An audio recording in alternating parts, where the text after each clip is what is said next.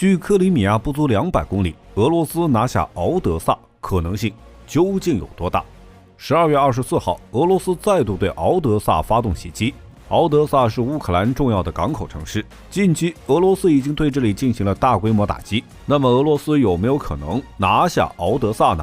今天就让我们一起来看一看。在观看的过程中，不要忘了点赞关注。敖德萨。敖德萨是乌克兰第4大城市，面积236.9平方公里，人口约101.15万。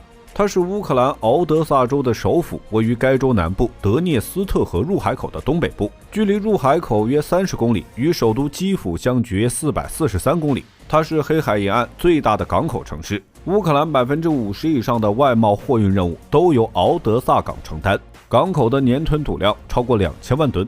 敖德萨港同60多个国家200个港口有来往。该港口距离南部罗马尼亚的康斯坦察港187海里，与保加利亚最大海港瓦尔纳港相距约242海里，距离土耳其最大城市伊斯坦布尔348海里。而且敖德萨港还与俄罗斯最大的石油输出港诺沃罗西斯克363海里，与俄黑海舰队司令部所在地塞瓦斯托波尔157海里。因其重要的地理位置和在水路运输中的重要地位，敖德萨也被称为黑海明珠。苏联时期，敖德萨形成了比较完备的工业基础，它是苏联的机器制造业中心之一。敖德萨是乌克兰重要的文化中心，敖德萨大学、敖德萨工业大学等14所高等院校聚集于此。同时，该市还是乌克兰著名的疗养和旅游胜地。这里虽然是大陆性气候，但是气候较为温和，四季鲜明。1月的均温为-2摄氏度，7月均温为22摄氏度。敖德萨始建于1415年，是克里米亚汗国的重要港口。1783年，克里米亚被沙俄吞并，开始了这里的建设路程。沙皇叶卡捷琳娜二世在意识到敖德萨重要的地理位置后，为了拓展与欧洲之间的贸易，继续在黑海沿岸扩张，决定效仿彼得大帝兴建圣彼得堡。在1794年新建了这座港口城市。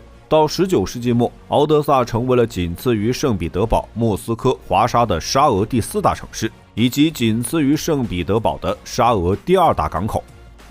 敖德萨的重要性。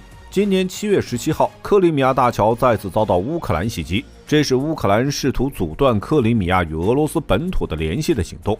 作为报复，俄罗斯开始了对敖德萨以及尼古拉耶夫等港口城市的大规模袭击。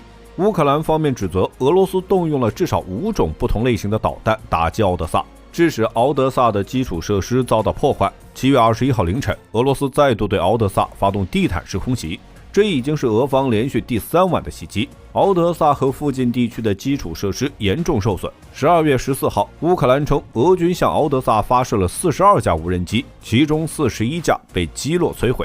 冲突开始后，敖德萨并不是第一前线。自去年7月俄乌达成粮食协议以后，由于其是黑海粮食出口的重要一站，因此敖德萨基本上躲过了最严重的袭击。自今年7月17号俄罗斯终止粮食协议之后，对敖德萨地区的攻击就不断展开。俄军对敖德萨的大规模袭击源于乌克兰对克里米亚大桥的第2次轰炸。俄方解释，敖德萨是乌克兰最大的港口，是西方援助乌克兰的重要通道，有大量的军事物资，俄军必须摧毁这里，防止乌克兰再度从敖德萨袭击克里米亚。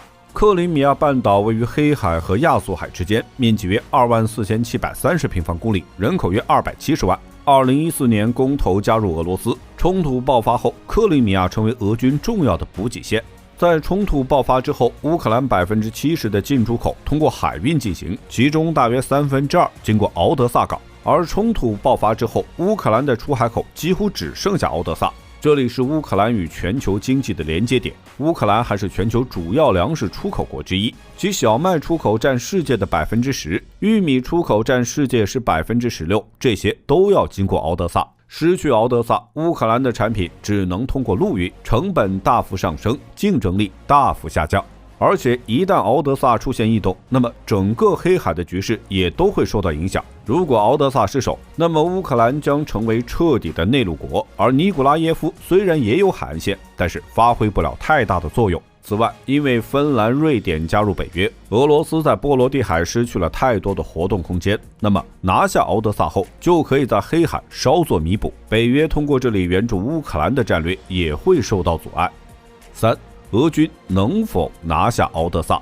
这场冲突已经持续了太久，乌克兰能撑到现在都是依靠北约国家的援助，因此拿下敖德萨对俄罗斯而言并不是没有可能。长时间的援助已经使西方国家产生了厌烦，波兰已经正式宣布停止对乌军事援助，美国国会否定了拜登之前要求的610亿美元的援乌计划。五角大楼则表示，在12月30号之前，对乌克兰的军事援助资金就将耗尽。为了借这场冲突拖垮俄罗斯，西方已经付出太多。冲突爆发以后，美国国会已经累计拨款1110亿美元用于支持乌克兰，其中670亿美元用于军事采购。但是乌克兰正在成为战略黑洞，其内部贪腐极为严重，西方援乌的大量武器被倒卖到中东和非洲以及欧洲市场。此外，乌方表示，要解放被占领领土，还需要1700万发炮弹、3500至4000亿美元的部队和资源，这让美国防长当场愣住，因为全世界都收集不到这么多的炮弹。